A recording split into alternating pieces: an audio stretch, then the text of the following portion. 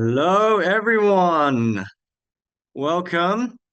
My name's Lewin, and I'm already seeing some stuff in the chat, getting the vibes. People aren't motivated. You got HSC coming up, exams in 1 week. You're not motivated. Um, can't be bothered to do English. Yeah, I feel that. I did HSC a couple of years back. Totally relatable. Well, let's get stuck into things. Thanks for joining. So this is 7 hacks to ace your HSC English exam. As I've said before, my name's Lewin. I'm a student ambassador at UTS College, and currently I'm studying a Bachelor of Environmental Biology at UTS. So this webinar is hosted by UTS College, but a lot of you may not have heard of us. So for those who don't know, UTS College is the direct pathway option to UTS for those who don't meet the ATAR requirements for their desired course, and that was me.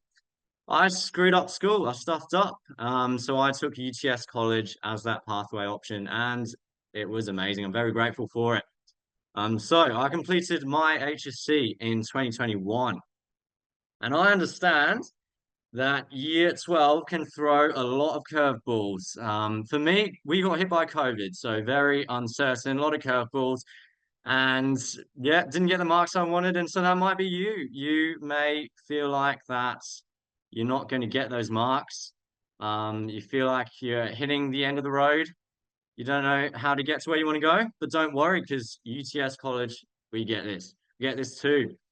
And so that's why we offer another chance for you guys. We're all about giving students the chance to pursue the degree that you really want at UTS.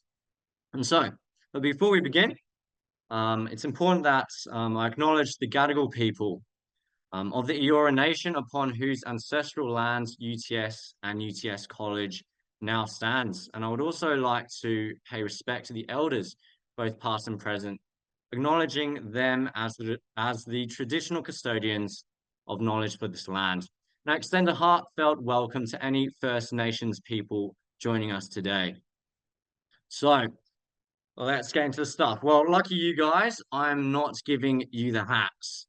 I don't have any. I needed some during school, but we have someone who does have the hacks, and that is Rowan. UTS College is big on support, and so we're partnering with Rowan Kunz from Art of Smart Education to give you some great advice on how to maximize your study before the HSC. And so I'm excited to introduce Rowan, the founder of Art of Smart Education. And over the last decade, he has worked with over 20,000 students across Australia. He's the author of the book Secrets of HSC Success Revealed. And he's been named as one of Australia's top 30 under 30 entrepreneurs. His presentations and videos have been viewed over 2 million times on YouTube. That's astounding. So Rowan's here to help you maximize your study time a week out from the HSC. Nervy. My sister is just about to do her final exams, so we've got all the nerves going around the house. And I really wish I could have had some of your tips, Rowan, when I was in year 12. Thanks, Lewin, for the warm introduction, and great to see all the comments and everyone jumping in. Hello, everyone. Great to be here and helping you guys over the next, what is 7 days, right, between now and HSC English Paper 1 and Paper 2, but of course, the HSC exams more broadly. I'm just going to share my iPad to get us started for today. And I'm just going to get the chat live as well, so I can keep an eye and so I can engage with as many of you as we can as we go through today. Now, note a couple of quick things. There will be some Q&A time at the end. So I've already seen a couple of great questions that have been dropped into the Q&A. There will be dedicated time. I'll do my best to answer as many of them then as well. If you do have some questions as we unpack and we start going through today, feel free to drop them in the chat. If I can, I will respond. It's paper 1 and paper 2, Zubair, just to clarify. So we're 7 days out, literally. Wednesday week, we've got English. And I guess I want to get a little bit of a check-in, right, in terms of how we're feeling at the moment in terms of English being so soon. So let me know in the chat. Let's just do a quick, yeah, okay. I didn't even need to explain. We've just got lots of comments coming through here and how we're feeling. So look, my hope is that by the end of today, you'll have maybe a little more confidence, a little more clarity around what you need to be doing over the next 7 days to help you maximize your results in English. I know it's often one of those subjects that we can feel is super subjective, that it doesn't matter what we do, the results never sort of look the way we want, but there are things that you can do that make a material difference. And yes, this is for English Standard as well for those of you that are asking in the chat. So what are we going to be covering? We've got 7 days, so I'm going to give you 7 tips or strategies, right? They're going to be super actionable. In fact, what I'm going to even do is lay them into the days in which you should be doing them, okay? So that you've got a clear plan for the days of the week and hopefully what you need to be doing. Now, I know some of you will be more advanced than others in your preparation, okay?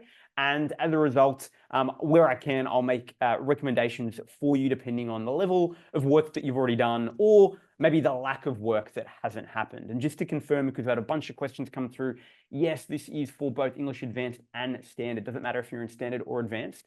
The strategies I'm going to share are going to apply because ultimately what it is about how you navigate paper 1 and paper 2. And structurally, even though some of the difficulty in questions and texts you might do is a little different, structurally the papers are very, very similar. So the strategies will apply across both. So who am I? Outside of that fantastic introduction that Lewin shared, my name is Rowan. I'm the CEO and founder at Art of Smart Education. Over the last decade, I've done interviews with over 2,500 students that scored 98 plus ATARs, right? So that includes a number of state rankers for HSC English. And the goal really has been to identify what are the key strategies that they used successfully to achieve their incredible results in English, but also more broadly. And so at Art of Smart, we've taken those strategies and we've applied it over the last decade in supporting now more than 8,000 students. The students that we support, last year specifically out of our 2023 HSC English cohort, their average mark improvement was just short of 20%. It was 19.2%. Now, why do I share this? Okay, I share this because the strategies I'm going to share with you are not things that I just used individually, although sure, as an English student, I only dropped 2 marks all year in the HSC English Advanced course. The English was by far my best performing subject, right? So in terms of my own background, I have a strong background myself in English. I've taught and tutored English for over a decade, but it's not just things that I think work because they worked for me. We've seen these both through the research with high-performing students and then applying this with thousands of other students from all walks of life from all across Australia. So I know that if it can work for those students, it can work for you as well, right? But that's not to say that, it's just going to be some like magic wand and your results are going to improve, right? In terms of maybe some of the sorcery we're all wishing and hoping for. Ultimately, there is going to be some work that we're going to need to be put in. I'd love to know in the chat a little bit for you guys, what's your biggest concern or challenge about the English paper 1 and paper 2 exam coming up? Is it a certain part of the paper? Is it the creative, imaginative, discursive component, right, that you might get in Mod C? Is it the unseen texts, right? Okay, cool. They're flying thick and fast, right? I appreciate it. I'm seeing lots of Mod C and unseen text coming through. I'm seeing a couple of essays. I'm seeing some adaptation. I'm seeing memorizing being a really key issue, time management, writing speed, keep them coming. This is fantastic to see. Now, a lot of the ones that you're highlighting today in terms of whether or not it's memorizing, it's unseen text, it's, Mod C, they're things we're going to talk about, the strategies we're going to unpack today as well. So I don't want to waste time. I want to get straight in because time is precious, particularly so close now to the HSC. So let's jump in. And what I want to first look at is obviously, it's Tuesday tonight. Reality-wise, maybe some of you are going to go away and do lots more study after this webinar. But the truth is, let's assume that maybe tomorrow is when you get stuck in and you go, great, I'm going to do a bit of English. And so what are some things that you should be considering doing over the next 3 days, Wednesday, Thursday, Friday?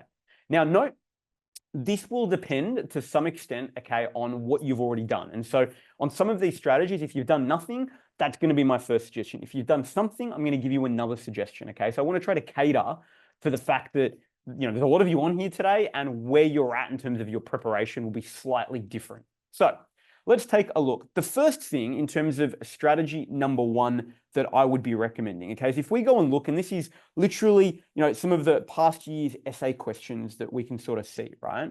One of the things that we can look at, and this is just for common mod, just to start us off with, okay? If we take a look here at the first one, okay, we've got, a text-specific question on 984, but what we've got here is we've got a question that's ultimately specifying a particular type of human experience. In this case, loneliness, right? In this case, love in the 2019 one. Now, in the 2020 paper, they're getting you to talk about, stories and personal and shared nature of human experiences. So they're trying to guide you, okay, in specific areas. And then, 2021, okay, you've got individuals and challenges. Now, why am I highlighting this? Well, at the end of the day, we sort of do want to really be starting with the end in mind, which is, the exam itself. And so one of the things that I think you want to really make sure that you've prepared for, okay, is the fact that, I'm assuming many of you have one of two things, okay? You've either got, hopefully, some quote tables, okay, that you've been working on, and we're going to talk a little bit more about that, or you've got some base essays, right? Some general essays that you've been preparing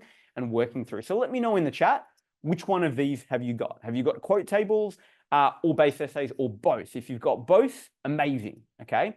So a bunch of you have either one or the other, a number of you have both, okay? So first thing is that what I would be recommending that you do here, and this is about ensuring that you're covering your bases in case you get some left of center questions. So to give you context, in 2019, when this, the 2019 HSC paper was released, afterwards on social media, it was just going off. There was all of these viral posts going everywhere because up to that point, no one had ever studied the crucible in relation to the specific experience of love, right? So it was like very unusual. No one had really even sort of thought seriously about the idea of loneliness in 1994. So what I'm trying to get at is that what you want to do a little bit of prep for in the next couple of days is go, great, I know I've got my quote table, I know I've got my base essay, but what if they throw something a little curly at me here in terms of they're specifying a type of human experience, right? Whether or not that's, loneliness, love, or the type in terms of collective or individual or stories, right? Do I have that covered, right? Do I have that covered in my quote tables? Do I have that covered in my base essay? If I don't have that covered, okay, what can I do over the next couple of days to either just flesh out my quote tables a little bit more, okay? Or, right, look and think about how I might start to adapt my essay. Now, we're going to talk about memorization in a moment. So I've seen that question come through. Don't worry, we will get to memorization. Right. But ultimately, right, you could have a great memorized response, but if you don't have the ability to think about, yes, how might I adapt what I do have? And do I have even coverage? Do I have things that relate? Because a lot of the students struggled in this paper, particularly the 2019 paper, and they really struggled because they didn't have enough that they could even really talk about, right, when they were trying to expand and apply some of what they had to the idea of love.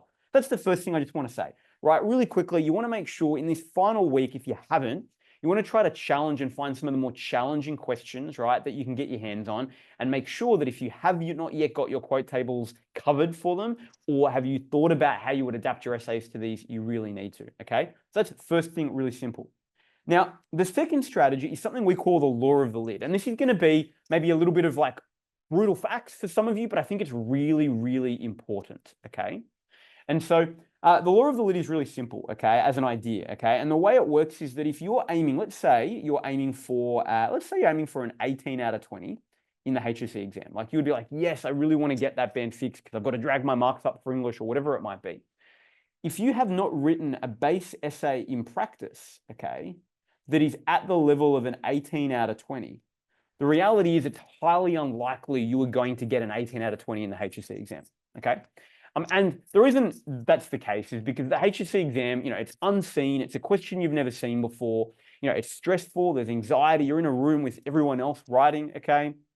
And so at the end of the day, if you haven't been able to get whatever your goal mark is in practice, you're very unlikely to get that goal mark in the exam. So if that's 75, okay, if that's 60 based on some of the comments, doesn't matter what the mark is. The idea of the law of the lid is if you're aiming for a certain mark, if your base essays, the writing that you are doing in practice is not at the level that you want to achieve in the exam, it's pretty unlikely in the stressful situation of the exam that you're going to achieve that. So what we need to think about is what you need to do differently over the next 7 days to ensure that you can get your English results up to your goal mark. So the first thing is to really be polishing your base essays. Now, if you don't have base essays and you've only got, quote tables, right? Then you want to be going back and you want to be polishing whatever your quote tables look like, okay? And if you're polishing your quote tables, what you want to be looking at is, can you upgrade the sophistication of, maybe the techniques you're identifying in your quotes, right? Is there work that you need to do in, improving just the quality of your analysis in relation to how, that particular quote says something about the idea that you're trying to unpack, okay? And usually that's very much about trying to look at the effect, okay? i.e., the authorial intent or the effect on the responder or, the audience ultimately. So if you haven't yet done that, right, really critically, what you need to be doing is polishing what you've got. Because if you go and rote memorize something that's garbage, that's what you're going to produce in the exam. That's why we're not talking about rote memorization first, right? We're going to get to it, but what we've got to first talk about is, have I got coverage for all these challenging questions? Great. And then secondly, have I polished what I've got to the standard I want it to be at? Okay.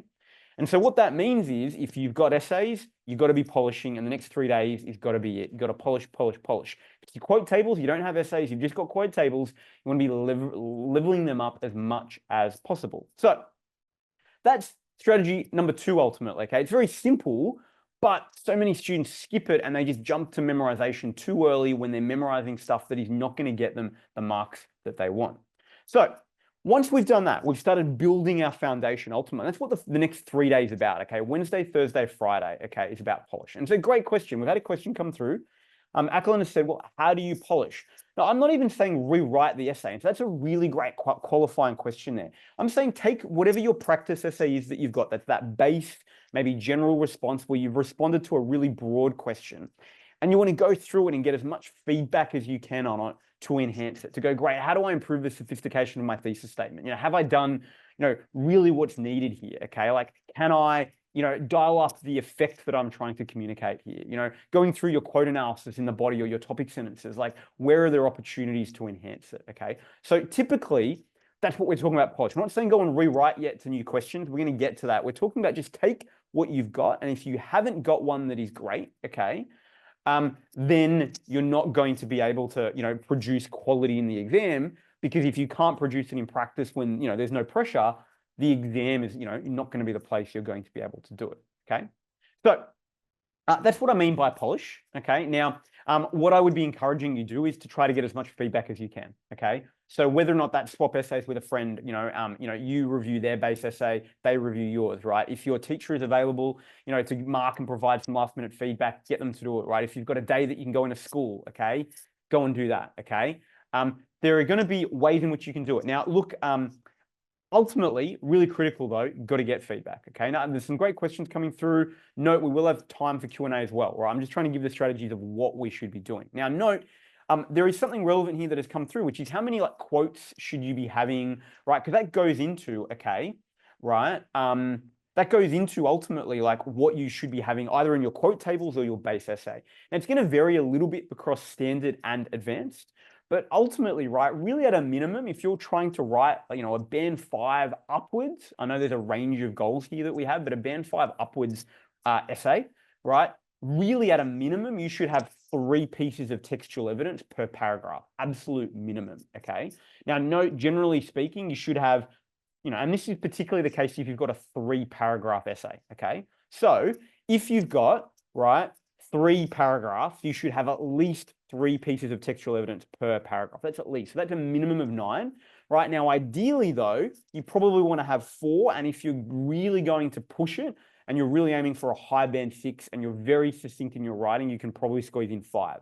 So really, we're talking about 9 minimum, 15 maximum, right, for an essay. Now, what if some of the people said, what if I've only got 2 paragraphs? Well, if you've only got 2 paragraphs, generally speaking, your paragraph's going to be longer in length.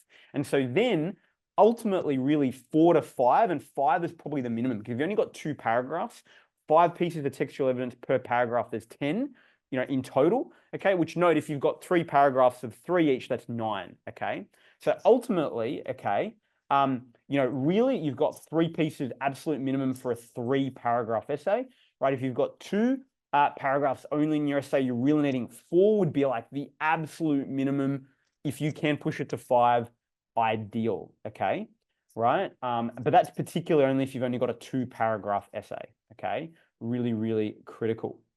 So hopefully that just gives a little bit of clarity. Now, for some of you guys, that's a little bit stressful. Now, some of you have got, what if I've got more than 3 paragraphs, right? Well, great. If you've got more than 3 paragraphs, note, generally speaking, 9 to 15 pieces of textual evidence, right, is probably the sweet spot that you're going to have for an essay. So if you've got more paragraphs, you can get away with less pieces of textual evidence per paragraph. The question that you might want to consider though is having 4 or 5, I don't know how many paragraphs you have, necessarily the right structure. Now, it depends on the essay, depends on the module, right? Generally speaking, I'd be recommending that 4 would probably be the max number of paragraphs that you would have for most essays, okay? Really critical. Now, there's so many questions coming through. I can't answer all of them now. I want to keep moving, but I did want to provide a little bit there of insight just because I know a lot of the questions were coming around that. So strategy number 3, one of the critical things that you will all need to do in the essay, in the exam itself, and this goes to that adaptation concern that I think a number of you had, is that you're going to have to get into the exam and in time conditions, look at a new question, okay, and come up with a sophisticated thesis statement and argumentation, i.e. your topic sentences, that answers that question. So even if you have a rote memorized response, you're still going to have to do this piece. If you don't do this adaptation piece, you're going to significantly lose marks, right? Teachers and markers are going to smell a rote memorized piece a mile away. Generally, it's going to cap your response at a high band 4, okay, if you're lucky, okay? Doesn't matter how brilliant an analysis is. If it doesn't answer the question, it's going to significantly cap your response. So what you need to get really good at, okay, is the ability in the exam to come up with a thesis statement that is highly sophisticated. Now, the reason this is critical is that if you have, a fairly mid-tier thesis statement and supporting argumentation, there's no way, even despite your analysis and your examples and your textual evidence being great, there's no way you're going to push past a band 5, right? Like ultimately, the cap on your essay in terms of your results will end up being particularly if you're moving from a band 4 into a band 5 and above, will end up being the sophistication of your thesis statement and your argumentation. So if that is the case, you need to get really, really good in the reading time and the couple of minutes, okay, that you have as you're about to start writing, developing that thesis statement and your argumentation. Now, unless you've practiced this, you're probably not going to be great at it, okay? And so that's why one of the strategies we recommended out of Smart is something we call rapid thesis statement development, okay? Now, the way it works is really simple. So you can do this each day over the next couple of days. Really, you can do this from now until next week, okay? The way it works is you find a new practice question, okay? Really simple. You're going to set a timer for 5 minutes, okay? And you're going to develop and write a thesis statement for that. Now, note, at the end of the day, is the first thesis statement you come up with response to a question the best thesis statement? I would imagine probably not, right? Because it's just the first thing that comes to our mind. It's usually superficial. It's usually the thing that is right there, okay? Now, at the end of the day, what you therefore want to be able to do is, set another timer for 5 minutes. For the same question, try to come up with a better thesis statement. And then set another 5 minutes and then do a third thesis statement, okay? Now, what you'll then have is 3 thesis statements for that one essay question. Now, what it's going to give you therefore is you're going to be able to see which one is the best one here for me to use, okay? Like this one is clearly the most sophisticated. So firstly, it's going to help you really just build your muscle in developing sophisticated thesis statements. Great. So you're not just going to go with the first one that comes to mind in the exam, because that's often the one that students lead with and it's not the best one, okay? So that's the first thing. Secondly, you're going to start building a little library of thesis statements that you're then going to have, okay? So that when you then go into the HSC exam itself and you've got, the HSC question sitting there, you're not just coming from scratch going, crap, I've only got that one thesis statement that I had in my base essay, my prepared thesis statement. You've actually got a little library of some alternates where you've already practiced adapting it. And the likelihood is the question you're going to get in the exam will be similar to one of the ones you've done this rapid thesis statement development for. And so you're going to be able to, if you're lucky, reuse literally one of the ones that you did this exercise for. But if you're not completely lucky, but only partially lucky, you're going to have something, okay, that's close enough that you can adapt more easily and quickly. And so you're going to hit higher level of sophistication much, much quicker, okay? And thanks for those of you that are, explaining some of the language I'm using. I've sort of assumed that this close to the HSC, things like thesis statement and things like that are things that are hopefully known, but I appreciate that a number of you are, asking that as well, okay, which is fantastic. And some of you are helping your peers out and answering them. Ultimately, right, what you can then do is once you've got the best thesis statement out of these 3 that you've created, note the whole point of being on the timer 5 minutes is because we want you to get comfortable in time conditions, right? Because you're going to have that in the exam. You then take the best one and then you create your 3 topic sentences for that. And you can do that with another 5-minute timer, okay? And again, what we're trying to do is help you build the muscle of in the exam conditions, craft that sophisticated thesis statement and argumentation as quickly as possible. Really, really, really critical, okay? So there's been loads of questions coming through about some of these thesis statements. I want to see if I can quickly answer a couple of them before we keep moving, okay? But this step is so critical and students don't do it anywhere near enough, but the students that really excel in the time conditions for adaptation are the ones that have just done this really simple rapid thesis statement development exercise, okay? Really, really powerful. So a couple of you have said, okay, I'm just trying to go back and look at some of these questions. Okay, thesis and an intro. Look, generally a thesis statement is your first 1 to 2 sentences. You can have a 1-sentence thesis statement or a 2-sentence. If you have a 2-sentence thesis statement, your first sentence typically will be like a concept statement, right, in relation to, text and human experiences in particular, and in relation to the question, right? And then your second sentence will basically dive in more specifically to your argument that you're going to make. Note, while you can have a general concept statement that you might have pre-prepared, you still want to be adapting that where appropriate to use some of the language from the question, right? Because that concept statement that you might have in a 2-sentence thesis statement, that may use more of the rubric language, right? And the concepts, right, i.e. human experience, but a really great one that's adapted will also, where possible, link into some of the key terms in the question. The second sentence, right, in that 2-sentence thesis, or if it's just a 1-sentence thesis, then we'll go into, introducing your text, okay, the composer name, the genre of the text, ideally if you can as well, and the form, okay, and then highlight the specific idea that, you're going to broadly be unpacking and the effect of that idea, either, from a position of authorial intent, or mostly in the case of text and human experiences, the impact on, the responder and the audience that you're hoping to unpack. So that's a very quick, 30-second breakdown of a thesis statement, just for those of you that are a little concerned, okay? Now, a couple of other questions that have come through here that I want to try to see if I can very quickly answer that are relevant. No, it looks like most of that. There was, what makes a good base essay? I think that's a really good question there, Mahi. A good base essay, because we've talked about that earlier, is one ultimately where you're going to have your thesis statement, and it's going to be to a question that is fairly broad, okay, as a practice question. So you're going to see the more specific the practice question, i.e., one that maybe if we're talking about human experiences specifies, a type of human experience. Well, that's not a good question to do a base essay response to because it's too specific. So you want one that's really quite open-ended and you're able to choose, the human experiences or, the way in which you approach the question. So it's usually not an essay question that really is focusing on form or specific techniques in the question, or even an extract. It's usually a nice broad thematic question that doesn't go deep into any of those specific areas, that enables you to put also quite a broad and flexible response together, right, in response to it. So hopefully that highlights that. So I'm mindful of time. I know there's been lots of questions. I do want to keep moving. Note there will be Q&A, okay, as well. So you can ask me some of these questions as we get there. Now, one quick question that has come through here is, Matthew has said, how do you know, right, if you have a good, out of your 3 thesis statements, how do you know which one is good? And that can be super challenging for sure, okay? Matthew, I think one of the things to look at is certainly, if you can find other exemplar essays that are available, that will give you a sense, particularly exemplars in terms of band 5, band 6 exemplars. It'll give you a way to get a sense of, okay, how you're going, right, in terms of that response. Secondly, if you're unsure, swap with a friend, see if you can get a second opinion on it, okay?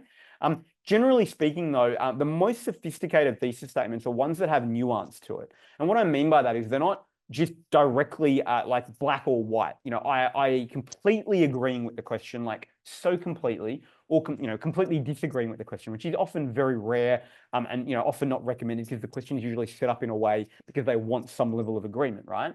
So a good way to evaluate the level of your sophistication is to what extent do you have a stance in your question that is a little gray. It's a little black and it's a little white. You're agreeing with part, but you're qualifying it in some way. And that's ultimately a bit of a test that you can use, Matthew, to get a sense of, is this thesis statement as sophisticated as we like? So I'm going to keep moving because I'm super mindful of time. We're now on to Saturday, Sunday, Monday, Tuesday. So what we've hopefully done now is we've just built a foundation.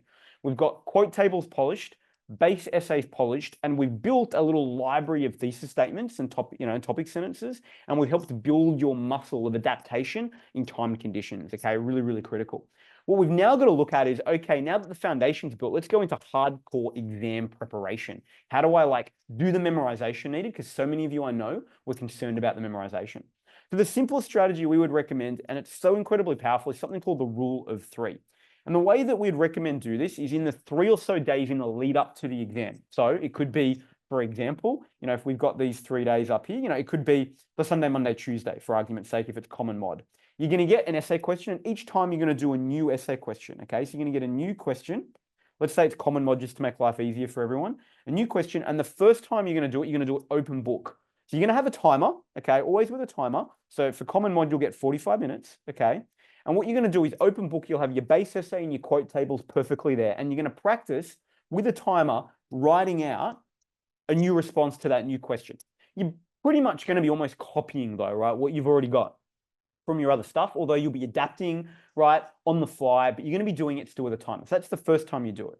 Now, the second time you do it, okay, second time you're going to do a new question again. None of this is with the same questions, with a new question, but the second time you're going to do it partially open book. So you're going to timer again, try to respond to that new common mod essay question, but you're going to have all your notes covered. And when you get stuck and you're like, oh, what is that example? I can't quite remember that example. You're going to take a sneaky peek, take a look and be like, okay, amazing, great, come back, get to work, okay? And then the third time you're going to do it, right, you want to do a new question, but now it's going to be like the exam. It's going to be entirely closed book. It's going to be literally like what you would be doing on, Wednesday, for English paper 1, right? Closed book, new question, timer, no looking at notes. You've got to do your best to write a response and adapt every bit of knowledge you have to the question. Now, why is this strategy so powerful, but also yet so simple? Well, number one, you're getting memorization. You're rewriting out your essays and all of your notes and your key things 3 times, right? Memorization comes from spaced repetition, i.e. you repeat something with spaces in between, i.e. You do it over 4 days, right? Or 5 days in the lead up to the exam, so you can have some spaces. 2, you need at least 3 levels of repetition, okay? The Ebbinghaus forgetting curve, which shows how we forget things, shows that you need at least 3 levels of repetition. And we found from all the interviews with high-performing students that they kept on saying that 3 was like this magic number, right? Of roughly the 3 times that they needed was like to get the memorization locked in, okay? So 3 times, right? 1, 2, 3, open book, partially open, closed book, okay? Really, really critical. Now you're going to rote memorize, which is fantastic. You're going to have all your quote tables, your quotes, your analysis memorized. But secondly, you've just practiced building your muscle of adapting and remixing your quote tables and your base essays on the fly in time conditions to new questions. So that critical adaptation muscle is going to get a lot stronger over these 3 repetitions. And finally, you've just built more thesis statements and topic sentences for your little library that you're building, which means that you're more likely when you get into the exam to have a very similar question that you can reapply something that you've already written up your sleeve, okay? Now, I know a bunch of you have asked some questions, right, around like, hey, what if we don't have anyone to check our papers? I know at ArtSmart, we do have an AI English tutor that we've built that has marking available, okay? So you can drop your essays into that and get immediate instantaneous feedback, right? So I will just share that in there as well very quickly. Now, I'm mindful of time. Strategy number 5. So you're doing that, and you're doing that in the lead up, right? The 3 to 4 days before, okay? Now, that's obviously a little focused on essays. We haven't talked about unseen text. We haven't talked about Mod C. So I want to make sure that I cover that, okay? Because that's really critical because I know so many of you had questions about what can we do to handle this from a strategy point of view, okay? So hopefully, from an essays point of view, you can see doesn't have to be complex. There's a simple framework you can take, but it takes a bit of work, okay? Let's talk about unseen text. So with unseen text, once again, they're going to do 2 things, one of 2 things. The first is, as we can see here, they're going to specify the technique that you need, right? So they're going to go, great, imagery, narrative, voice. Maybe they're going to leave it nice and open in this case and just say literary devices, which is lovely. So the first thing is, if you can't already name at least 20 literary techniques, right? Like literary devices or techniques, you can't name and explain, okay? You've got some work that you need to do over the next 5 days, okay? Right? Like really critically, 20 would be the base mark that you would want to take in to the HSC exam. So again, ArtSmart, we've got like a HSC literary technique cheat sheet that's free on our website that you can access for free. There's a visual techniques cheat sheet you can access for free on our website as well, okay? Critically, if you don't have 20 in your back pocket, like that's the first step. Go and make sure you can rote memorize 20 different techniques, okay? And you want to think about some of the different text types. Okay, what if I get a poem? Do I have at least 5 or 6 up my sleeve for poetry? if it's a visual technique, do I have at least 4 or 5 strong visual devices that I can use? Okay, it's really simple, but the amount of students that I do that little quiz on, like name me 20, and they get up to about 12 or 13, and then they start like dribbling away, right? So common. So make sure you get 20 at least. The next thing, right, that they can do is they can specify the type of human experience. So laughter, identity and place, individual and community experiences. Now, from supporting students for so many years, one of the biggest mistakes students make to lose marks here is they just label the idea. What I mean by that is they go, oh, okay, well, it says analyze, explain how this text, examines the human experience of laughter. So they keep saying, well, it does X to show laughter, right? It does Y to show laughter, and just keep repeating laughter, right? And so at the end of the day, what you need is a couple of synonyms, right? You need to be able to go deeper than just like, okay, human experience of laughter, like i.e. that laughter can be used both as, an expression of, immense joy, but also we can laugh when we're in pain and when we're grieving and when we don't know how to react to a situation, okay? And so ultimately, if you just label, you're going to not get the results. Labeling is when you just say, oh, yep, laughter's in the question. I'm going to keep labeling laughter. You need to say something more than that. And so the way that you want to do that is that you want to spend some time, and there's a great like human experience or just like a human emotion wheel, okay, that you can get. And just Google it, okay, human emotion like wheel, where it'll show you the high level emotion, and then it'll show you a bunch of like, if we sort of step down into deeper layers, okay, what some of those other emotions might be. Now, this is again so simple but really critical. It'll prevent you from just labeling, right? And if the question was worth 6 marks and you just labeled right, you might be getting 3 or 4 out of the 6, right? Unfortunately, okay. If it's 4, you might be getting 2 or 3 depending on how well you've gone. So really critically, we want to go beyond labeling. We want to go deeper. So if you don't, I would go and try to have like for some of the common human experiences that you've probably unpacked. Okay, great. How could I take this 1 to 2 levels deeper? Not just like the simplest way is to think about a synonym, but like actually like it's generally where you want to try to go, great, how do I go 1 to 2 levels deeper here? What can I say about this? So, like laughter, right? It's all well and good, but like, okay, what does laughter represent? Okay. Identity, it's all well and good, but like identity about what? Okay. You got to really make sure that you're taking it to that extra level. And sometimes starting with synonyms is a helpful place to go there. Okay. So, mindful of time. Now, some of you are like, oh, but how do I practice this? Well, the great news is for at least some of the older HSC English papers, they will have both the questions that you can respond to, but they've also got sample answers here for you, okay? So you can go and do the practice paper, and then you can go and compare your response to the sample answer, okay? If you're struggling to go, how do I get feedback on unseen text? Okay, now where you can find that, go to NESA, go to download the paper for that year, okay? And they've got these marking guidelines here. Okay, and the marking guidelines is where you want to go, okay, right? So that you can ultimately see the sample responses and compare your answer so you can do a self-mark for unseen, okay, really, really critical. Now, a couple of final really quick little like rules when you're doing unseen.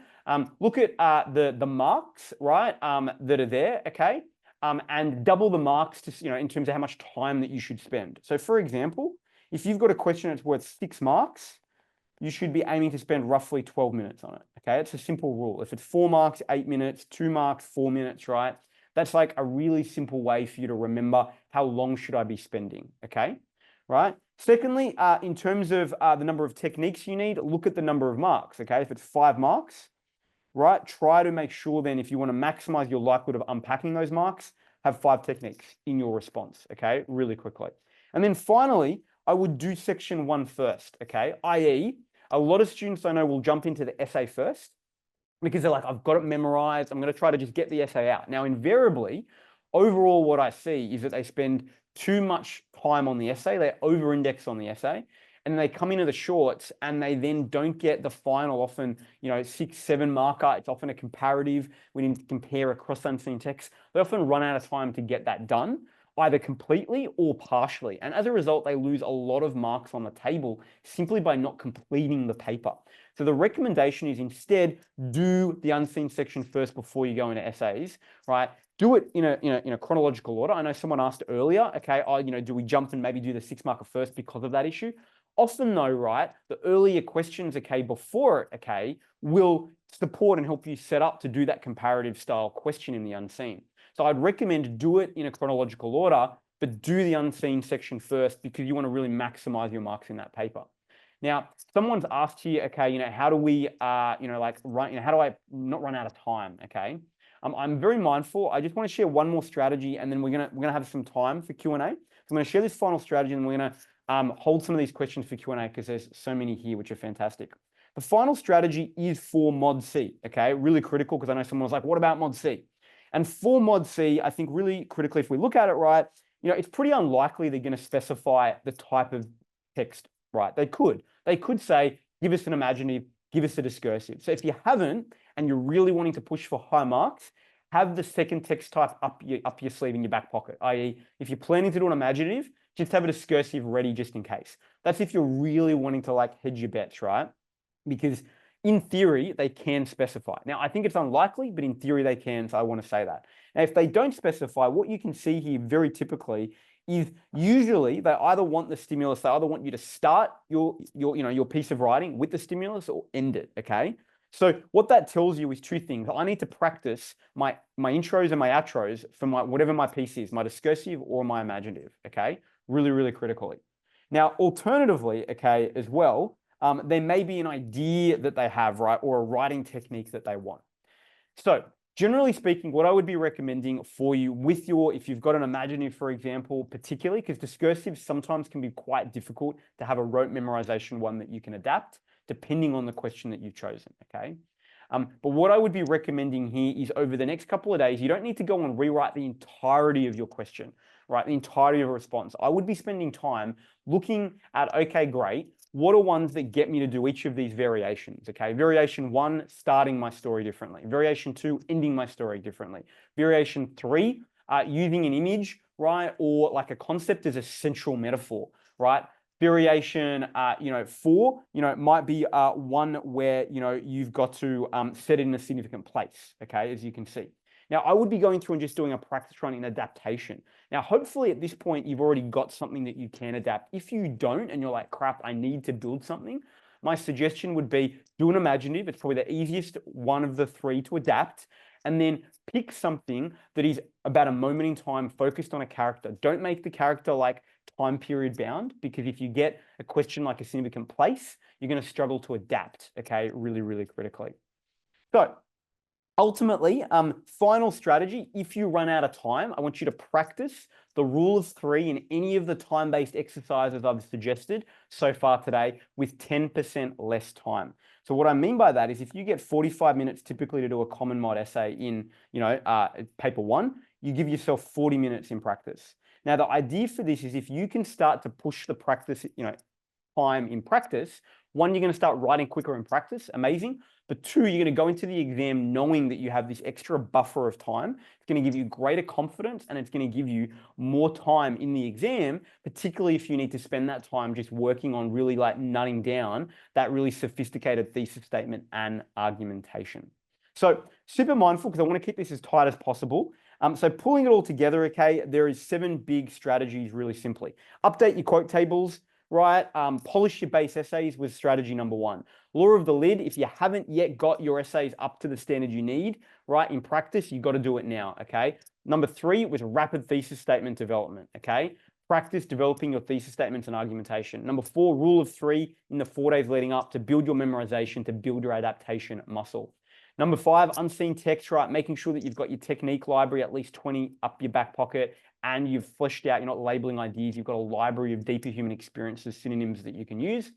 Mod C, you practiced for the 4 typical types of variations that you can get for Mod C questions. And then finally for time, 10% less time. Want to know in the chat, what is the one strategy you're actually going to apply? Because at the end of the day, I don't want this to be a waste of your time or my time or UTS College's time, who would put this fantastic webinar together to support you guys. What is the one thing you are actually going to go and implement, okay, right? Like you're going to get it done because you're like, yes, for me, that's the critical thing that I need to be able to do. And that will help me. Amazing. Love seeing them all come through here. So no, you've asked so many questions and I do want to get to them. Before we get to them, I do want to we're going to have some dedicated Q&A time. I do want to throw and introduce back Rowan from UTS College, because I think for a lot of you here, hopefully, and I saw in the chat, a number of you have already got early entry, which is super exciting. But there's a number of you here who haven't yet maybe got the early entry that you want, and you might be hoping to get into UTS. And one of the things that I think is amazing is UTS College. And I think it's incredibly slept on. Not many people know about how UTS College can help you get into UTS when your ATAR is well below the cutoff, and then help you get into UTS so that you're in their second year with all your peers like you've missed no time at all. So I want to just introduce Lewin here at the moment. And I think, Lewin, I saw you jump back, which is fantastic.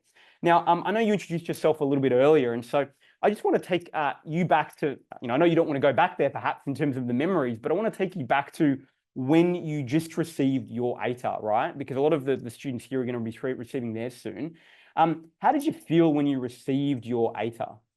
Absolutely awful. So I already kind of knew I'd stuffed up and was just waiting for that confirmation. What was really bad, I was on a youth camp with a bunch of mates, and the results got leaked early. And so they were all celebrating when they found out they'd done really well. And I was like, oh no, this is the end of the line. What am I going to do from here? And then the ATAR came out, just confirmation of how badly I'd done. So yeah, not feeling great at all and didn't know what to do with my life. And so obviously you got that ATAR, and I think for most students, right, there's, I think, a moment where you get it, you realize you can't get in, and there's this sinking feeling of like I'm screwed, right? Yeah. Clearly, that is not the case for you. So that journey changed somewhere along the line. You received your ATAR. What did you do next, right? Yeah, exactly. So it wasn't the end of the line as I thought it might be. Took a gap year because what else was I going to do, and used that time to figure out what the next steps were. And so, yeah, on that gap year, made a bunch of friends. I did this gap year program called Year 13. But during that time, I decided, I did want to go to uni, but how was I going to get there?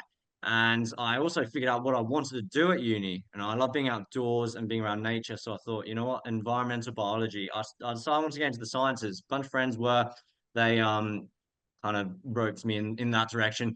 But yeah, so then I was applying at for these different unis. I found environmental biology as a course at UTS and I applied there. But hey, of course, I got rejected by all of them. So thinking, no, my dreams are getting dashed right here. But then I stumbled across UTS College. Um, yeah, looked through their website and applied through them, and because they were offering this pathway, and I got accepted. It was amazing. I thought, no way, the dream's back on. And so that's what happened. I spent a year with them doing a diploma of science. So I got this qualification. And then I ended up, now I'm a second year UTS with a bunch of friends that I made through UTS College. And the other big thing is also that I'm not behind. I made a bunch of friends with my gap year, and they went straight to uni. I did UTS College, but I ended up in the same year with them because a lot of the courses will take you to second year at UTS. And so that's a big thing. If you do that, you're not going to fall behind for most courses. So I just want to reiterate that, because I think that's something that's, I think, really awesome, right? Because so many students, if they don't get it, they're thinking, I've got to go to different universities and try to somehow transfer over, but then I haven't made any of the same friends and I'm not with the same lecturers, right? So what you're saying basically is that you were able to go to UTS College for a year, right? And I'd love to hear in a moment a little bit more about that experience. And then second year, basically, you were straight into the degree that you wanted to get into, the science degree at UTS itself, with some of the friends that had just started UTS who had got the ATAR to get in straight away in that second year. Yeah, exactly. And when you're doing the diploma as well, you feel like you're at UTS. You're using all the same facilities. Similar, I think a lot of the lecturers are the same as well. And so, yeah, it didn't really feel that different. Seeing all those friends at UTS who are on doing their bachelors, I would see them there, even though I'm doing the college. And so there just seemed to not be much difference. But you're also, yeah, you're doing that diploma, which you get a qualification out of that, and then you head into second year. That's awesome. So I'd love to hear just a little more, because I think for a lot of students, they probably haven't heard of UTS College before and might be a bit unclear about what that experience is in that first year that helps you get into that second year. How did UTS College help you make that transition into straight away that second year of, science at UTS? Yeah, so you can imagine I'm doing a gap year. You kind of get out of that study routine, compared to if I just gone from school to uni, but then I'd kind of stuffed up school anyway, so it didn't really matter. But yeah, so that was the thing, going back into studying and thinking, oh, is this going to work? Because, I've forgotten how to do that.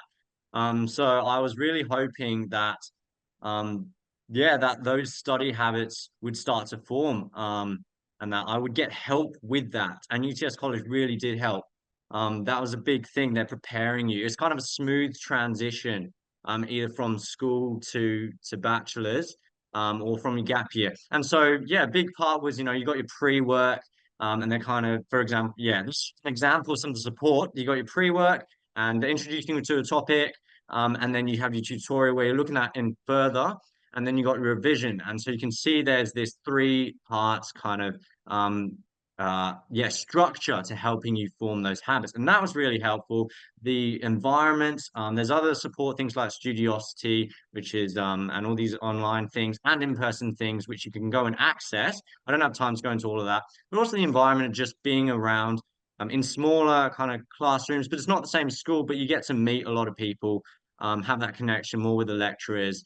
And so there's that really face-to-face, more personal help, and you can, yeah, make friends and really learn together with them, which you kind of don't do so much on the main campus, I feel. And so then just a final question, because I know the students are super keen to get into the Q&A, and I promise everyone we're going to jump in. So appreciate you guys, dropping all the questions in the Q&A, which is if you have a question, I'd recommend do it now. So that way I can answer it. Lewin, the students that, they're not far out from getting their ATARs. You've now done the journey. Looking back, what do you wish you could tell yourself knowing what you know? If you were, just getting that ATAR again, or a week before your HSC, I should say. Yeah, I wish I could have told myself there is another pathway, which you guys now know, because I didn't. And so like I was saying, felt like the end of the line, the end of the road. And so wasn't in a very good headspace, and probably could have done better if I'd known there was another pathway, because I would have been more optimistic, going, whatever happens here, I'll give it my best shot. And no, there's this backup opportunity, and we'll be fine going with that. Whereas I very much in the moment felt just gave up, was like, this is it. And so I probably would have done better being a bit more optimistic and hopeful if I'd known of this pathway. Yeah, cool. Well, thanks, Lon, for sharing. Hopefully, for just the students that are freaking out a little bit, hopefully the goal is that today's helped you get a better ATAR, right? At the end of the day, like that's what we're here for. And I think big round of applause to UTS College, guys, because they've organized all of this, right? Like they wanted to help you guys navigate and maximize that ATAR. So I think if we can just drop them a bit of appreciation, they've put today together. But hopefully as well, this is a bit of like encouragement for those of you that are freaking out, and just know that if you don't, if things don't work out, there is a really fantastic backup plan here. I'm going to hand over to you really briefly, Lewin, just because I want to do a bit of prep for Q&A. I just want to review all the questions to make sure I can answer them. And so I'll be back in a moment, but I believe you have a couple of things you just want to share from your perspective. Yes, sounds good. Thank you, Rowan. We'll see you back very soon. So yeah, just want to let you guys know that you can do something now to help relieve that stress that you might be feeling. We talked about this backup. Well, as you're heading into HSC, you can start your application for UTS College now, and it's really quick to start it, about 2 minutes. And you don't have to finish it. You can come back later and complete it, or just completely cancel it. But if you start it, we'll send you a reminder once you finished your exams. Telling you get on that. Yeah, and so my suggestion is get onto that, because it's nice having that in the back of your minds going, okay, whatever happens, whether I get straight into uni, whether I don't, things are going to be okay. And so that's what I wanted to tell myself. That's what you know. And so I suggest, yeah, taking that advice and getting onto things. But Rowan, are you ready to take some I am good questions to now? go. I am good All to go right, to I'll take hand some it to you questions. again. Brilliant. So thanks, everyone. I'm going to do my best. There's a lot of questions that have come through, and I can see some of them are in the chat as well. So I'm going to go from some in the Q&A to start with, and then there have been some fantastic questions in the chat. I'm going to do my best to just roll through them as quickly as I can to answer as many of them as I can for you all. So Roden has asked, how many base essays do you recommend? Well, ultimately, you only need one base essay per module. So one for common, one for mod A, one for mod B. Hopefully you've got one base response for your imaginative or your discursive, for example.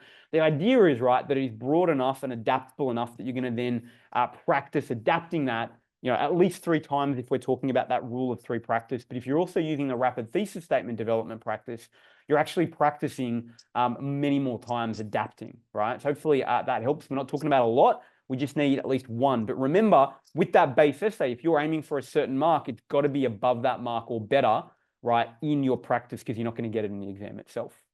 So we've got some other questions here. I'm just flicking through.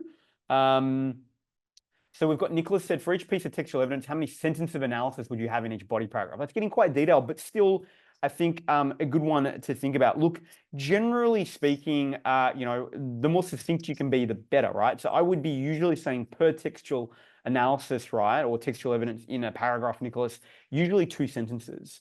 If you're starting to go more than that without another piece of textual evidence, you know that you've probably missed the mark here and you're probably waffling and need to be more concise. So hopefully that helps with this.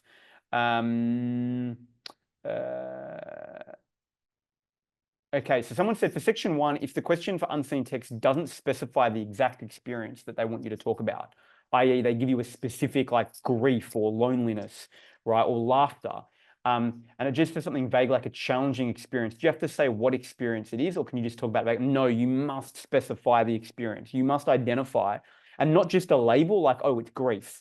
Even if they don't give you it, right, you must go deeper than just saying like vaguely or even like the label of a high level, like, oh, it's grief, right? Like you've got to go like the power of grief to, well, what does grief do, right? Well, it can be healing, it can be destructive, right?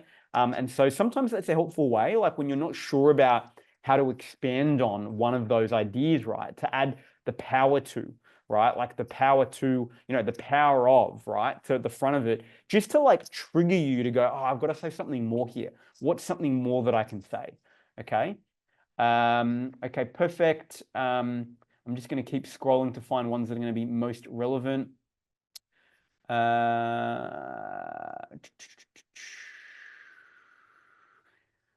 Okay, so okay, I'm just trying to find ones. What do you do if we run out of time? So there's some time issues. How do I write quicker? Okay, how do I avoid running out of time? So a couple of quick answers there, because I know a number of you had questions on this, and I want to try to help those of you. I know some of you said, look, the 10% time, what if that doesn't work? I think honestly, sometimes what you've really got to look at here is like doing more practice. Like usually my observation is, and it's not always true, there's always outliers, but it's usually students who haven't done enough practice under time conditions tend to be the ones that then struggle in time conditions in the exam. So first part of the call, right, is do more practice. That's why every strategy I shared basically had a timer involved, right? From creating those rapid thesis statements to doing that rule of 3, timer, and then making the timer less. That would be the first thing. The second thing is, this is really unusual, but it's like so powerful, which is often the pen that you use will increase the speed of the writing that you do. It can materially make a difference on how quick you write. I know before I went to the HSC and did my exams, because I did a lot of English-based subjects, a lot of essay-based, I literally went to Officeworks and bought a bucket load of pens and was like testing to work out which pen helped me write the smoothest, right? That would make my hand less tired, right? So I could write for the length of time that I needed to. So if you haven't yet done that, like I know it's basic, but it's so simple, is like go to Officeworks, right? Go there, buy a bucket load of pens, right? They're cheap really at the end of the day. So you might be spending $20, right, for an investment that could materially reduce the friction that you have and improve your writing speed in the exam. Okay, then the final thing to avoid running out of time here is being really clear on the length of time you spend per section. I am a big advocate of never going over your allocated time. We often fall into the trap of going over on a time because we're like, oh, but I want to finish this and I'm really confident. Whenever you go over, you're generally not getting the uptick in marks that you want that will offset the amount of marks you lose elsewhere. So let's say, for example, you spend more time writing that essay and you get an extra maybe 1 or 2 marks. Guaranteed you're going to lose more than 1 or 2 marks on the other sections of the paper because you ran out of time, right? So it's never worth it, okay? Really critically. So that means when you're doing that rule of 3 practice, you want to make sure that you're practicing and staying on the time allocations that you've identified prior to starting the paper. That's one of the things to practice because it's so critical, okay? So hopefully that's just a couple of strategies that you can use, okay? Right, just around the time issue, because that was a bit of a common question that's come through. Okay, so I'm just trying to have a look at some other questions here that I think are useful. Okay, so for Mod C, should we pre-prepare an imaginative and discursive? Yes, look, I think it depends. Jada's asked this, and Jada, is a fantastic question. Some of the questions you will get for Mod C will be so specific that it's going to be very difficult for you to adapt. You might be lucky that you just happen to have a response that was adaptable, okay? So that's why I was suggesting have a couple of attempts at adapting what you do have to challenging questions. The reality is you could get one, and it's more likely for discursive than imaginative, but it is still possible that you just cannot adapt for, and you're going to need to respond on the fly. So one of those practices you do in the next 7 days, I would encourage you to do one where you were just writing on the fly, right? Because you don't want that to be the first time in the exam that you've done a recent practice of this, okay? And then you're sort of freaking out because it's the first time that you've done it, okay? So I think that's, a really critical structure, and something to be mindful of, okay, as you're doing Mod C. Now, there was a question just about memorizing responses that a mate wrote. I would say that yes, you want to be really cautious of doing that. Being caught for plagiarism and cheating is a really serious thing. So I just want to really say, hey, I know some of you may consider that, and there was a question like that. I'd just be really cautious of that, because I think that question came through a couple of times, okay? So Harry's asked, when I said 3 to 5 quotes for each paragraph, did I mean all of those quotes in an arsenal, right? Or do you pick a couple for each paragraph? No, I was suggesting that a good paragraph should have 3 to 5, 3 minimum, 5 on the max, depending on how many paragraphs you have in the essay itself in the exam. So your quote table should probably have a little bit more. So generally a good quote table that you should be trying to memorize, I would usually recommend would have at least 20, if not 25 quotes up your sleeve. And the reason for that is you'll have a couple of ideas, right, that you think you're not going to write because they're not in your base essay, but you're trying to cover yourself for edge cases, right, where you get an unusual or challenging question. And so you'll have a table or two, right, with maybe 6 extra quotes, right, 3 for each at a minimum, for ideas that are a bit left of center, but you're trying to cover yourself in case you get that, okay? So hopefully that explains that a little bit as well, okay? So the question is, do I recommend memorizing essays? Well, no, the strategy that I shared was one where you're going to memorize an essay, okay? But you're actually practicing adapting it then, okay? That's what you're doing. You're adapting it in that rule of 3. So what you're actually getting really good at is, yes, memorizing your quote tables and a base essay, but making sure that you've built that really strong skill of adaptation so you don't get caught in the exam just rote memorized, and writing from sort of regurgitation, that essay that doesn't answer the question, okay? Really critical. So I'm just mindful of time with UTS College. I know they've organized today. There's lots more questions. I just want to do a quick check-in. I'm happy to go for a little longer and answer some more questions, but I just don't know what the time setup is. And I've already realized I've overstayed the length of time allocation that we had for today. So I just thought I'd quickly check in if we're okay to go for a couple more, or do we need to start wrapping up with the questions? I don't know if anyone... Oh, good. I can keep going for a little bit. Okay, amazing. Fantastic. So I'm going to answer some more of the questions that have come through, and I'm going to answer some of the ones that have actually come through. I'm going to answer some of the ones that have come through in the chat, because there's been some questions that have come through here that were quite good as well, right? So let me just go and have a little bit of a look to see which ones that I can do here. Now, someone has said quality of writing is better than quantity, and I would 100% agree there. That's really critical. Chelsea has said, is it good to bring in text studied from your own reading for Mod C analytical reflection rather than just the Mod C study text? Look, generally speaking, you can do that, Chelsea, but I'd certainly first and foremost recommend that you bring in the ones that you've studied. I think, if you've already got that, locked down, then sure, right? That's like an extension thing that you can look at. But if you haven't yet got that, I'd really encourage, make sure that is critical, okay? Jennifer's asked, okay, and I think I've answered maybe some of these. Where do we get feedback this close to the HSC besides teacher friends and Artie? Yeah, look, honestly, like I don't know, like they're going to be your best bets, Jennifer. You know, like you're gonna have to get it from somewhere, right? Best pen to use. Look, very dependent. You know, like I was a left-hander, and so I smudged a lot when I wrote. So for me, I needed one that like had low smudge factor, right? So I think that's just something to consider. Should remember adapted essays. Yes, I think I've answered that right, but you're going to be practice. Oh, well, no, I would memorize your base, not your adapted. Okay, practice adapting. You don't need to memorize them. Keep memorizing the base, but you'll have that thesis statement and that topic sentence library, okay, that you'll have, okay? Yes, you should have your quote table for multiple human experiences. I think I touched on that in that idea of your quote table and having a couple of tables for some human experiences that are a little bit like out of center, okay? And then, yes, I do agree, right? Preparing a discursive. If you're aiming for like band 6 and you're like got the time and you're willing, have like a second text type up your sleeve for mod C, okay? Really critical. So there's a couple of quick fire questions that have come through there, which I think is good. Let's moving through. Okay. I'm just trying to see.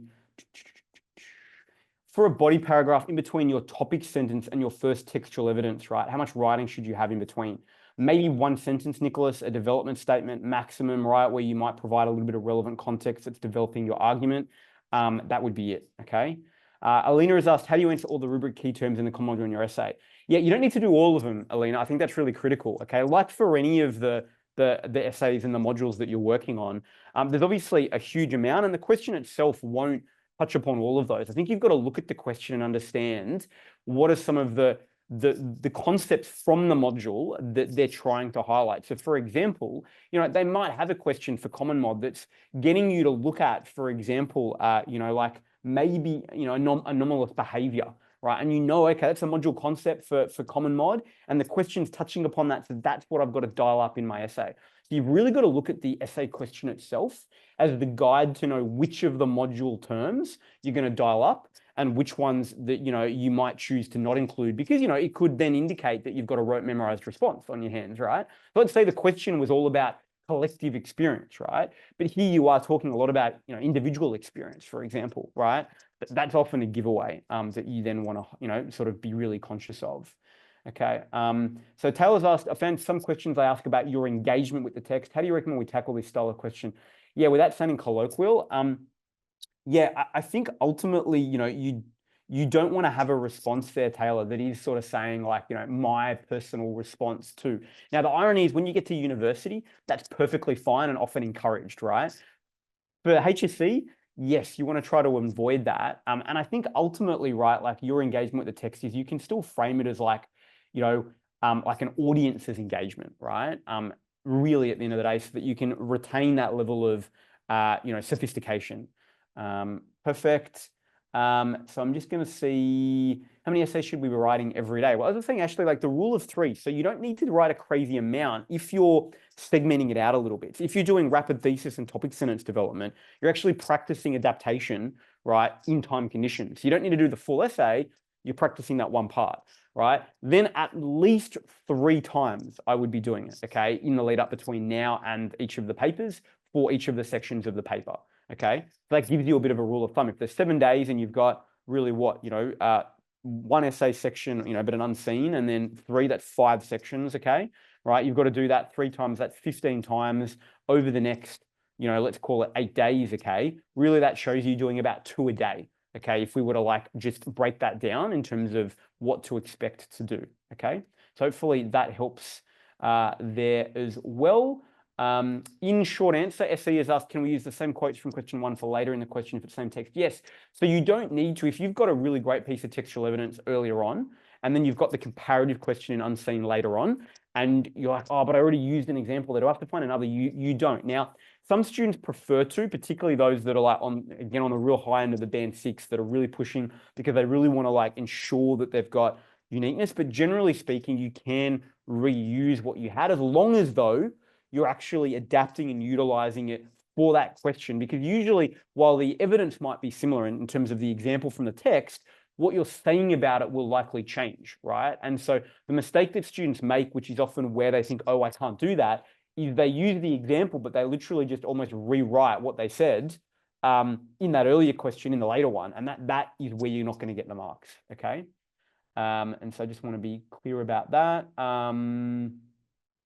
Okay, perfect. I'm just trying to take a look to see if there's any more. How can I make a flexible discursive? I mean, super hard, right? Almost crazy impossible. That usually turns upon the choice of, you know, the topic that you're focusing on your discursive and how flexible that will be to the types of stimulus you can get, which is why I'd recommend do some practice runs on it, okay? How many words per essay? Look, 900 minimum, probably, you know, somewhere around the 1,000 to 1,200 mark is the sweet spot. You know, I know some students, again, that are pushing high band 6 will write 1,300. But again, you know, like quality is more important than quantity. So, you know, again, I wouldn't stress a huge amount. 750 is definitely on the low end. Again, maybe if you're doing standard maths or English studies, 750 is going to be appropriate, right? And you're going to be okay. But certainly, you know, if you're doing advanced, 900 is absolute minimum, right? And above, if you're doing standard, I'd still be trying to push that to 800 if you can, okay? I have a couple of people that asked for mod B. How would you answer a question about textual integrity or personal? I mean, look, that's quite a deeper, that's like a bit of a deeper unpack. It's a little bit hard for me to answer that, you know, here. Short of like, I would be, if you haven't done a practice run on it, do a practice run on it, right? I think that would be the biggest, simplest thing I could share in the small amount of time that we have right now, okay? Should you memorize an intro? Well, probably not, right? Like, because like there'll be parts of it that you're gonna like, you know, remix, right? Like particularly if you've got a concept statement for your thesis statement, you know, your textual introduction might be a little similar if you've got some context in there. But usually your thesis statement and your argumentation, which will become your topic sentences, will adapt. So while you should have like a broad structure that you've got from your base that's been good, that's the part that's going to change a lot, okay? 7 quotes enough for each essay. Look, I don't know, Sienna, if you're doing advanced or standard. You know, maybe if you're doing standard, like it's on the edge, right? You might be able to get away with it. Honestly, though, I'd be recommending try to bump that up to 9 if you can, okay? Perfect. Look, I'm mindful of time. I don't know how much longer UTS College you guys are happy to keep running. There's more questions. I'm mindful, maybe I'll answer one more question. Yeah, perfect. That sounds good. Okay. I'll do one more question. Let me see if I can find one that's hopefully going to be as broadly helpful for as many people as I can. Okay, what's the best strategy during reading time? I think that's a great strategy because everyone's going to have this challenge. So look, first thing is, I honestly, I would focus on reading the paper. And the reason for that is I'm sure you've all had an experience where you've met someone, they've told you their name, and then, you know, later that day, maybe that week, you've met them again and you've forgotten their name and you're like, oh, crap. And you're like, hey, mate, bro, dude, whatever it is, right? Whatever version it is of the generic. And then 2 hours later, just in your brain, bing, their name's popped into your head, right? Now, the reason for that is what happens is just because you have consciously stopped thinking about their name, okay? Your subconscious is still actively working on the problem. So one of the things you want to have here is you actually want to read the question. Sometimes people like, they start, you know, let's say it's paper 1, they read and they start like just reading the unseen text only and they don't get to the questions, right? I would in fact instead go and read like, okay, great, a quick scan, let's say it's paper 1, quick scan of the texts. Oh, okay, cool, it's a feature article, it's an image, it's a poem, right? Then go and read the questions. And the reason for that is when you're going back and you're then starting to read the text in full, your brain and your subconscious is still working on what those questions are and how you might respond. And that would include reading the essay question, okay? Reading it at the start, okay, really critical, because as you're then working, your brain is still actually helping you and working in subconscious on these so that when you get to it, whether or not it's the essay, right, or in fact it's, you know, the unseen questions that you're doing or the mod C or the reflection, you're going to have more insight than you would have had because your brain has been working on it that entire time, okay? So really simple strategy, but recommend that you do that because it's actually part of how our brain works and we've all had that experience before. That was unfortunately the last question for today. So I just want to wrap, but number 1, by wishing all of you the very best in your English exam and your HSC overall, okay? I hope you guys smash it and maximize the options that you have at the end of the day. Okay. Secondly, I want to give a really big shout out again to UTS College. They've run this, as I said, they have an absolutely fantastic program in helping you guys get in if you don't get the ATAR. But they're still here putting this on to make sure that hopefully you guys get the ATAR. So if you're seriously thinking about going to UTS and you really want a backup plan because you haven't got early entry and you're worried that you're not going to get the ATAR, right, to get in, I'd really suggest pop in the application as Lynn was sharing earlier, right? It takes a couple of minutes. It's super quick. You'll get a reminder later on so that if you do need it, you've got that backup plan lined up. Otherwise, as I said, all the best. I'm going to hand back to UTS College. Thank you, Rowan, for providing those amazing tips. Hope you guys are feeling a lot more confident after that. I was definitely still tuning in actually, and I especially like that last tip about the 10%, doing it in 10% less time. That is definitely a hack. So some last few things to let you guys know. There will be a recording of this webinar, and that'll be distributed to your emails. And for any parents who are watching this webinar, we do have a parent info session on the 13th of November that you can join. But all you school leavers, you'll be enjoying newfound freedom and having a fabulous time in schoolies. Bit jealous. That was a fun time. But if your parents are keen to know a little more about UTS College, then please tell them. Yeah, if they're keen to know about college courses, student support, and transitioning to UTS, share this event with them. So get on to that. A couple of other things. Yeah, take my advice about starting that application. One thing I didn't let you know is that applying is free. You have to pay a fee. With UTS College, your application is free, so you don't lose anything there. Okay, so when you exit this webinar, there will be a short poll, and we'd love you to share your feedback with us. So please do that. Also, small shout out to Tilly if you're still there. I think I know you from youth group. But anyway, let's wrap up for good now. Lastly, I want to say massive, massive good luck to all of you on your exams. I'm sure whatever happens, lay down the track, you'll have it all together. There's hope. There's UTS College, and maybe you'll get straight into UTS. Don't doubt yourself. All right. Well, I hope to see you at UTS. We're at the college, around the college, or at UTS. I hope to see you soon. But goodbye for now. Thank you for joining. See you later, perhaps. Goodbye.